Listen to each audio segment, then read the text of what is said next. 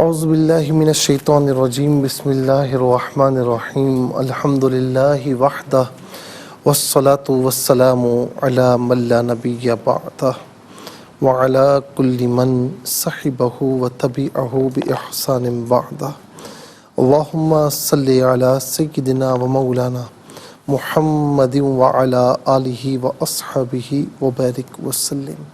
محترم ناظرین و سامعین، ڈیئر ویورز اینڈ لسنرز، السلام علیکم ورحمۃ اللہ وبرکاتہ۔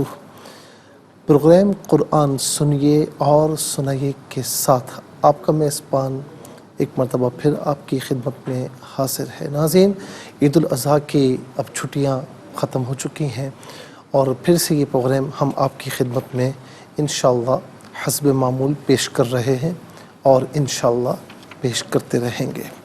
آج آپ کی خدمت میں ناظرین ایک جو قرآنی وظیفہ ہے جو کہ بڑا آسان ہے اور اس کے اتنے فضائل ہیں، اس کا اتنا ثواب ہے، اس کی اتنی برکتیں ہیں کہ آپ سوچ بھی نہیں سکتے۔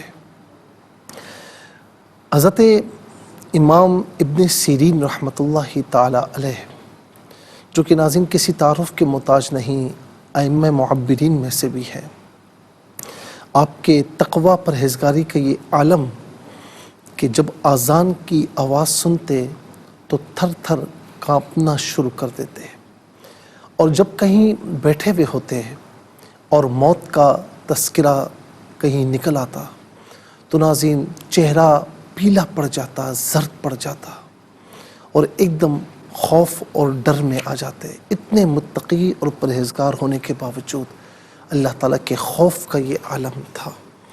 اچھا، ان کی بارگاہ میں اکثر لوگ آیا کرتے، سوالات کیا کرتے اور خوابوں کی تعبیر پوچھا کرتے۔ ایک شخص آیا اور اس نے کہا کہ یا ابن سیرین، میرے یہاں بے اولادی ہے، اولاد نہیں ہے، آپ دعا کیجئے، کوئی وظیفہ بتائیے۔ فرمایا کہ استغفار کر۔ اچھا، یہ استغفار نہیں ہوتا یا استغفار نہیں ہوتا، استغفار استفعال کے وزن پر یہ مصدر ہے۔ استغفار اس کا معنی ہے کہ مغفرت چاہنا، اور کیونکہ باب استفعال سے چاہت کا معنی خود بخود آ جاتا ہے۔ اب ناظرین دوسرا بندہ آیا، کہا کہ حضور میرے یہاں روزگار نہیں ہے، روزگار کی بڑی کمی ہے، آپ کوئی وظیفہ بتائیے۔ فرمایا کہ استغفار کر۔ پھر ایک شخص آیا، کہا کہ یا ابن سیرین، میرے یہاں بے برکتی ہے، آپ ایسا وظیفہ بتائیں کہ برکت آ جائے۔ فرمایا کہ استغفار کر۔ ناظرین و سامعین، کوئی یہ آیا کہ گھر میں ناچاقیاں ہیں اور محبت نہیں، فرمایا کہ استغفار کر۔ ایک بندہ آیا، کہنے لگا کہ جو ہے وہ اولاد نافرمان ہے، آپ وظیفہ بتائیے۔ فرمایا استغفار کر۔ الغرض لوگ آتے رہے اور اپنے اپنے مسائل عرض کرتے رہے۔ ایک شخص آیا، عرض کی کہ حضور دعا فرمائیں بارش ہو جائے، کوئی وظیفہ بتائیں ہم کریں تو بارش ہو جائے، کہ اتصالی ہے۔ فرمایا استغفار کر۔ کسی نے کہا کہ میری کھیتی صحیح نہیں ہوتی، آپ کوئی وظیفہ بتائیں۔ فرمایا استغفار کر۔ جو بھی مسئلہ لے کر آپ کی بارگاہ میں آتا نا، آپ سے دریافت کرتا، آپ کہتے استغفار کر۔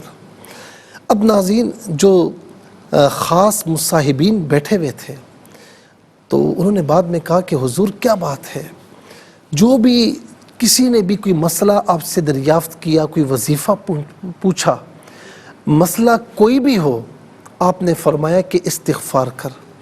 تو یہ ایک وظیفہ آپ بتاتے رہے تو آپ نے فرمایا اچھا یہ واقعہ اوروں سے بھی منسوب ہے اور امام محمد ابن سیرین علیہ رحمہ سے بھی منسوب ہے۔ تو فرمایا کہ میں نہیں کہتا، میرا رب قرآن میں فرماتا ہے۔ آئیے ناظرین، پارہ 29واں سورہ نوح اور آیت نمبر 10۔ فقلت تو میں نے کہا استغفروا ربکم، اپنے رب سے معافی مانگو، انہ کان غفارا۔ اچھا ایک بندہ ایسا بھی آیا تھا، کہا کہ حضور بڑا گناہ گار ہوں، کوئی وظیفہ بتائیں کہ گناہ زائل ہو جائے، مغفرت ہو جائے۔ فرمایا استغفار کر۔ تو اب آپ دیکھیں کتنے فوائد ہیں اس وظیفے کے۔ استغفروا ربکم، اپنے رب کی بارگاہ میں معافی مانگو۔ نمبر ایک کیا ہوگا؟ انہ کان غفارا، بے شک وہ بڑا معاف فرمانے والا ہے۔ استغفار کرو تو اللہ تبارک و تعالی معافی عطا فرماتا ہے، معافی کے چٹ عطا فرماتا ہے۔ نمبر دو، یرسل السماء علیکم مدرارا، سورہ نوح کی آیت نمبر 11، تم پر موسلا دھار بارشیں نازل فرمائے گا۔ قحط سالی ہو یعنی گناہوں کی معافی ہو، استغفار سے ہوتی ہے۔ نمبر دو، قحط سالی ہو تو اللہ تبارک و تعالی میہ برساتا ہے، بارش نازل فرماتا ہے۔ نمبر تین، آیت نمبر 12 سورہ نوح، وَيُمْدِدْكُمْ بِأَمْوَالٍ، وَيُمْدِدْكُمْ بِأَمْوَالٍ، تمہارے مالوں میں اضافہ فرمائے گا۔ یہ نمبر تین ہو گیا۔ نمبر چار، وَبَنِينَ، تمہاری اولاد میں اضافہ فرمائے گا۔ اب کتنے ہو گئے ناظرین؟ نمبر ایک مغفرت، نمبر دو بارشیں برسنا، نمبر تین مال میں زیادتی ہونا، نمبر چار اولاد میں زیادتی ہونا، نمبر پانچ وَيَجْعَلْ لَكُمْ جَنَّاتٍ، اور تمہارے باغات ہرے بھرے فرمائے گا، اور نمبر 6 وَيَجْعَلْ لَكُمْ أَنْهَارًا، تمہارے لیے نہریں بنا دے گا۔